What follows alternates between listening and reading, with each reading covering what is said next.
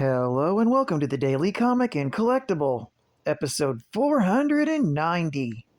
Now today, the collectible of the day is the Star Ace Toys DC Universe 1/8 scale, the Modern Flash Deluxe Action Figure.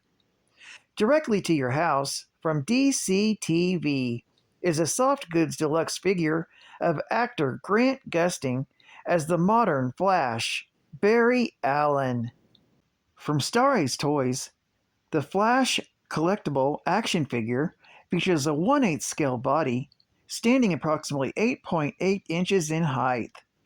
With advanced articulation, with a fully realized authentic likeness of actor Grant Gustin as the Flash, Barry Allen, in the TV program The Flash, with accurate facial expression and detailed skin texture.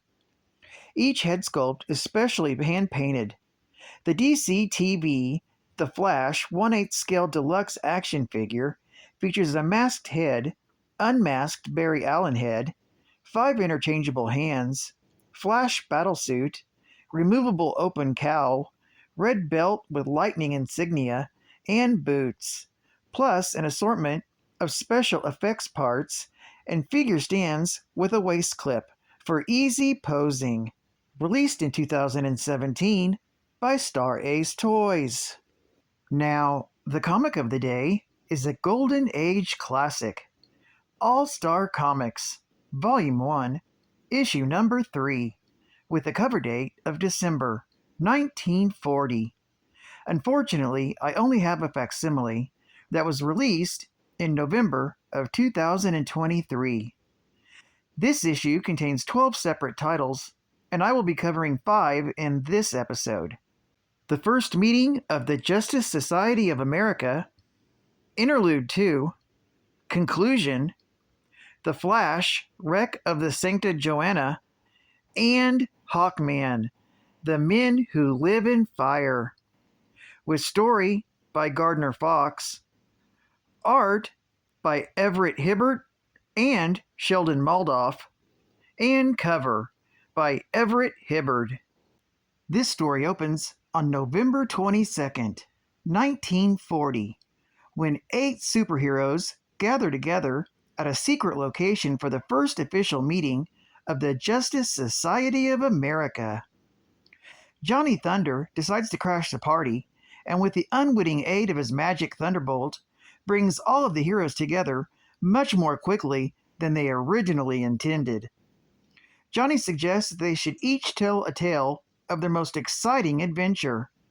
The Flash starts with the wreck of the Sancta Joanna. Jay Garrick and Joan Williams are having dinner at a New York restaurant when a woman named Mary Rogers approaches them. She tells the couple that her father, treasure hunter Tim Rogers, has been searching for a legendary sunken ship called the Sancta Joanna. She is concerned, however, because pirates from a rival ship called the Nancy K have been trying to sabotage her father's efforts.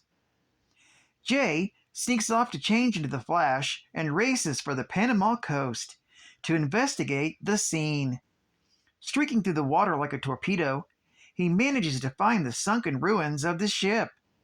After evading the jaws of a hungry shark, Flash introduces himself to Tim Rogers, who subsequently tells him about the pirates of the Nancy K.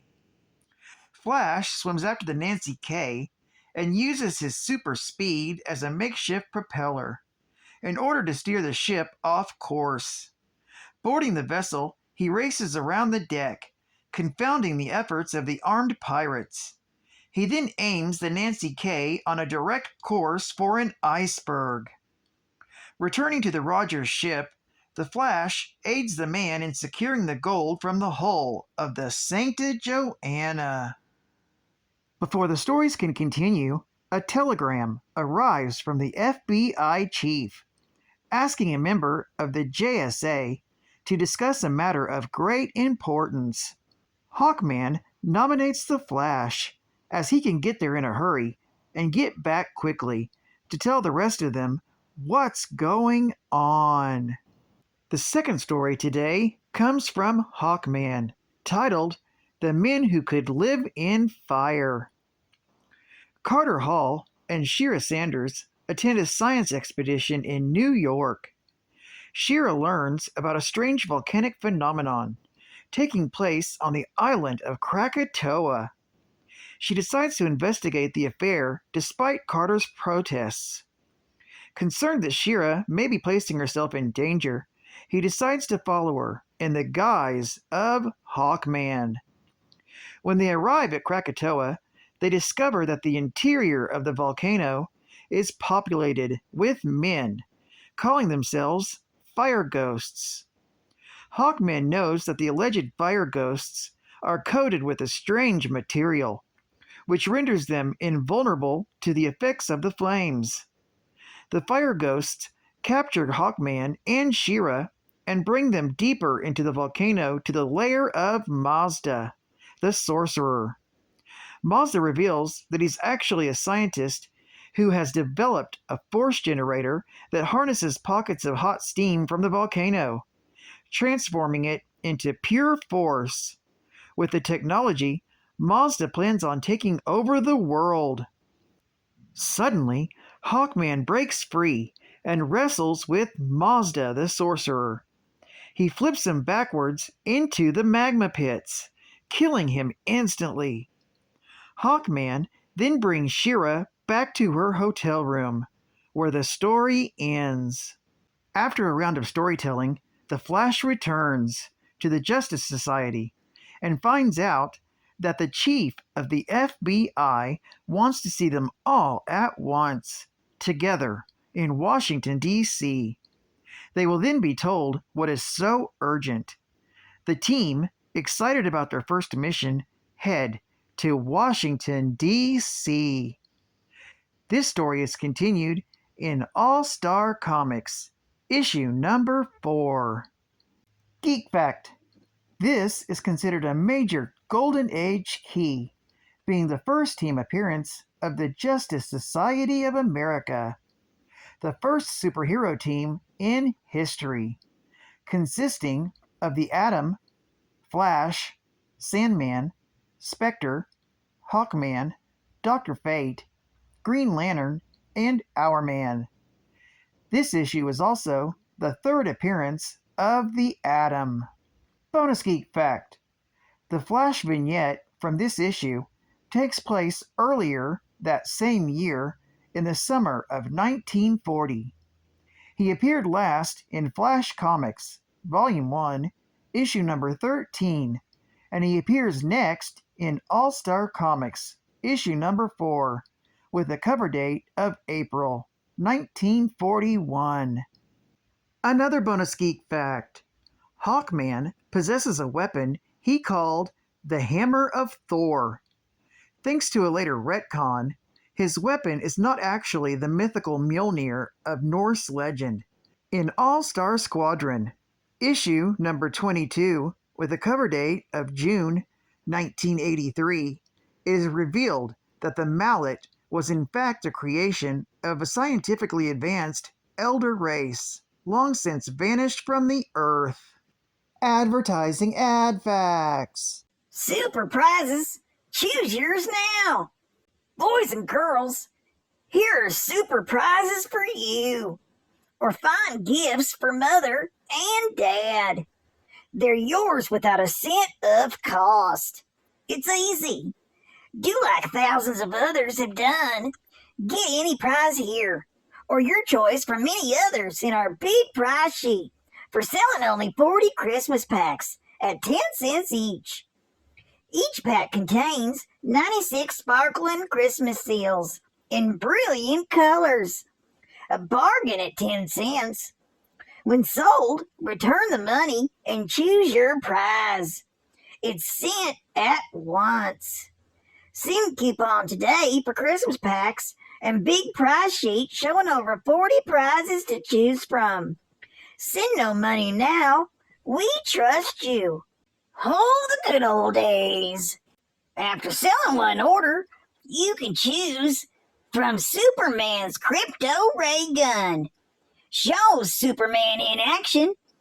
Or You could choose a boys, girls, men's, or women's wristwatch, or a 10-piece toilet and manicure set. You could also choose a Daisy's Red Ryder Carbine 1000 shot repeater. Woohoo! A 5-piece train outfit with track, Yale football set. Sell one order and get your choice of genuine Eastman cameras. Or an electric movie outfit. Ooh, that's old. Or finally, a Hawaiian ukulele or banjo. Please send me your big price sheet and one order of 40 Christmas packs. I will resell them at 10 cents each. Send you the money and get my prize. My choice of prize is...